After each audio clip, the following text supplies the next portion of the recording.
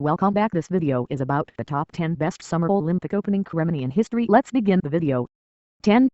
Los Angeles, 1984. There was lots to learn about the first summer opening ceremony to be staged in the States at James singing When the Saints Go Marching Band. Seeing the U.S. Army Band form the Olympic rings, the lighting of the torch by double decathlon medalist Rafer Johnson. But really, 84 was all about the Rocketeer, Bill Suitor, who flew into Los Angeles Memorial Coliseum wearing a jetpack called a rocket belt. He was paid $1,000 for the stunt and given no tickets! But he did get some bonus booze. After the flight, I remember some of the girls at the Coliseum got us some ice-cold beers in paper cups, Suitor told GQ in 2012. Man, they were good. 9. Seoul, 1988. The last opening ceremony to be held during daylight hours will always be remembered for Dove-A-Ga, the number of doves released during the ceremony perched on the Olympic cauldron rather than flight immediately away. When 4 Korean athletes lit the flame at the end of the torch very late, the world got to see the doves roasted live on TV. But that incident, which provoked enough outrage to cause a discontinuation of the release of birds at opening ceremonies after 1992, overshadows what was a spectacular day, with mammoth taekwondo demonstrations and a troupe of skydivers descending on the stadium in the form of the Olympic rings. 8. London, 1948. These Olympics were always going to be a weighty affair, tasked with smoothly and triumphantly resuming the Olympic cycle after a 12-year hiatus due to war. The ceremony was an austere opening to the austerity Olympics, but the 85,000-strong crowd at Wembley Stadium ate up the military and athlete processions and the sight of King George, officially kicking off proceedings. A 21-gun salute preceded the lighting of the cauldron. RAF member Donald Finlay read the Olympic oath. Bonus points. The very British newspaper reports of the day, which was apparently stinking hot. From The Guardian, not a man apart from those high officials wore his coat and many knotted their handkerchiefs around their heads. Wild. 7. Athens, 2004. Did the Olympics play their part in sinking the Greek economy? We'll leave that to the economists, but however many euros were dropped on this spectacular, they were well spent for anyone looking for gaudy good times. Ancient gods.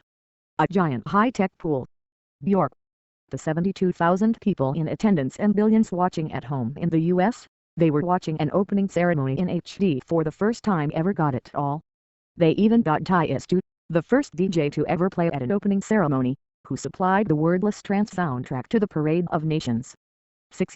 Tokyo, 1964.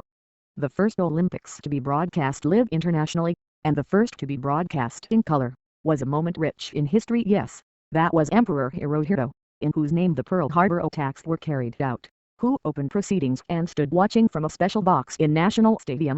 Most memorably, the flame was lit by Yoshinori Sakai, who was born on August 6, 1945 in Hiroshima, the same day the city was bombed.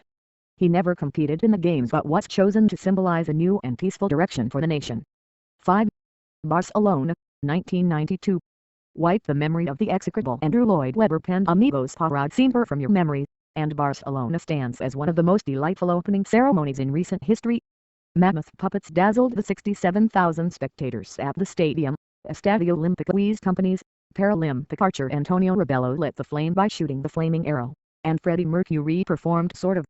The Queen lead singer had recorded the duet, Barcelona, with Montserrat Caballé, as the theme song for the games in the late 1980s. Because of Mercury's death in 1991, a recording was played during the ceremony rather than the live performance originally planned. 4. London, 2012. If London's first turn at an opening ceremony had been marked by stiff upper lips and post-war austerity, its second was an altogether different affair. 2012 was a ridiculous. The theme might have been reverence. It was officially Isles of Wonder with director Danny Boyle train spotting Slumdog Millionaire paying tribute to London's history and culture with a fleet of double-decker buses, a hilarious Mr. Bean cameo during the London Symphony Orchestra's performance, and a skydiving Queen Elizabeth, who featured in a Boyle-directed short movie with Bond himself, Daniel Craig, shown before she parachuted the stadium that was actually actress Julia Mackenzie in the air. 3. Atlanta, 1996.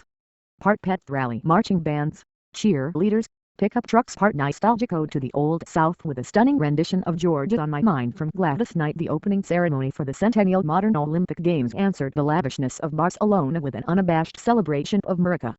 Despite the spectacle, it was one of the quieter moments of the July night at Centennial Stadium that cuts most indelibly through history. A determined, Parkinson's-afflicted Muhammad Ali carrying the torch along the track and lighting the cauldron to commence the games. 2. Sydney, 2000. Kicking off Ken Dunn-designed JD80 covering the surface of Stadium Australia. Viewers might have suspected Mac's cheesiness after the opening minutes of the Sydney ceremony. But this September showcase will long be remembered for the spectacular, perfect for TV images that the artistic directors conjured, among them the kinetic vision of the Olympic rings formed by 120 galloping stock horses and the transformation of the stadium floor into the Great Barrier Reef. Aboriginal runner Kathy Freeman, who would go on to win gold, lit the cauldron, which provided a glitchy moment of suspense. The ring of flame that rose around Freeman and made its way to the top of the stadium got stuck for 4 minutes along the way. P.S. If you want to know what happened to the little girl whose journey formed the narrative of the ceremony, Google Nikki Webster's Strawberry Kisses and thank us later. 1. Beijing, 2008.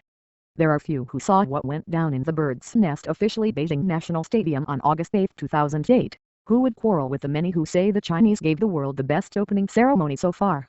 Want acrobats tumbling cirque style on a 60-foot suspended planet?